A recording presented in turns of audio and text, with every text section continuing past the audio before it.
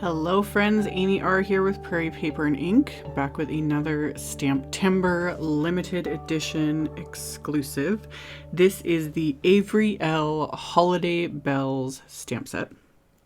And I decided this time to make 2 cards while I was at it. This is definitely one where I could have made a ton. This set, and I had so much fun with it. So anywho, I had a rough idea before I started. So I die cut some white cardstock with one of Simon's Slimline nested rectangle wafer dies. And I die cut 2 pieces because I knew for sure that I was going to do 2. And then I started kind of laying out the stamps. I had, like I said, I had a rough idea in my head of what I was going to do, but I kind of laid out some of the stamps and made sure that what was in my head was going to actually fit on paper. And then I just started stamping, and I used I have a ton of acrylic blocks. A person doesn't need near as many as mine, but I've been doing this for 16, 17, something like that years. And I have got quite the collection of acrylic blocks. So for things like this, it's really nice to have several. Other times too, though, rather than to use quite so many, I'll stick a stamp on one side of one block and then stick a different stamp on the other side of the other. And that way you kind of get more mileage out of them. But anyway, I've got my acrylic blocks, and I started with the little pine branches, and I stamped onto the pieces of white cardstock. And then I decided, because as always, I'm flying by the seat of my pants, I was like, I should do the envelopes at the same time, because it would be a lot quicker if I do all, you do all the stamping of the same image and the same color at the same time. So I stamped my envelopes, and then I decided I was going to do the inside of the cards as well. So I have my card bases, and I folded them inside out rather than masking the top off like I normally do 99% of the time. I realized it would be just easier if I just fold these cards inside out. So I'm just using the washi tape to kind of hold the cards together so they're not all over the place, because this is really heavyweight cardstock. And then that way I can stamp the inside of the cards without having to do any masking, etc. And now that part of it is done, I can now just go along and just stamp and stamp and stamp. And these start to come together really quickly.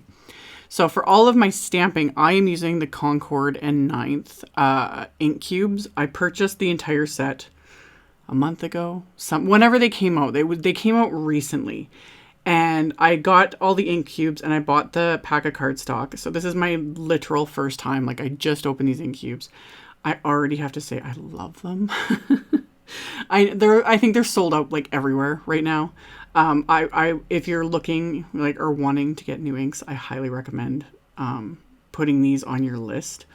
I was really happy, so happy that I am really considering trying to find more space in my office so that I can get the full size ink pads in all these inks, because I just love them. They stamped so nicely. Love the colors. They stamped wonderfully. I layered these colors on here, and everything just, I was just really, really happy with them. So I did all my pine branches first with 2 different shades of green. And then I stamped the outlines of the bells, and I was using, it's called Stardust ink, and it's like kind of like a gold color of ink without actually being a pigment ink. And then in the Avery Elle Holiday Bells set, there's all the little solid pieces. So you can stamp different colors to fill in these bells. So you don't have to do any coloring, nothing like that. And everything lines up really, really easily. That's one of the beauties of clear stamps, is how easily it all lines up. And between just how well the ink stamped and how well these stamps and the pieces lined up, I was having a really good time making these cards. I do all the time, but if you've watched my videos for any length of time, you'll notice I don't do a lot of solid image stamping, layering stamps, that sort of thing. I love the look of them. I don't know why. I just kind of avoid them. I really love like coloring in line images, and I don't know. I just kind of avoid solid image stamps. But playing with this set and these inks and everything, I was like, oh man, I might have to actually start using some of those, the massive amounts of stamps I have that layer and have all these like solid pieces, because it's fun. And these came together so quickly. Obviously I've sped this up in editing, but this is definitely the type of set and the type of design that I could just do multiples of. I also loved with this Holiday Bells set, it's very retro looking. Like, it was cute. And that's also why I kind of went with the like pinks and these like aqua colors for these little bells. I just thought, why not? Let's do retro along with, like, I'm still going to do the red and green.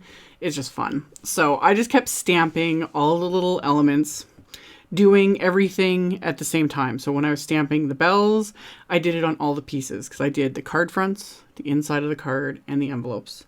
And then at the end here, I'm stamping, there's little bow images. So I stamped those with some cranberry ink onto all of these little bells and just went along and did everything all at once.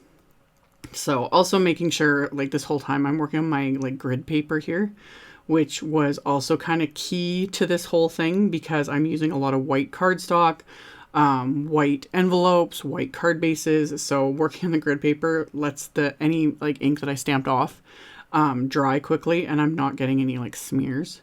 Although I did get one. I got a smear on the envelope, but I'm going to fix that in a minute. As always, you could do just the stamping. I tried really hard because I was like, this just looks really cute, a little more clean and simple, a little retro. The sentiments, there's the big happy holidays sentiment in this set. This is the one thing I did heat emboss.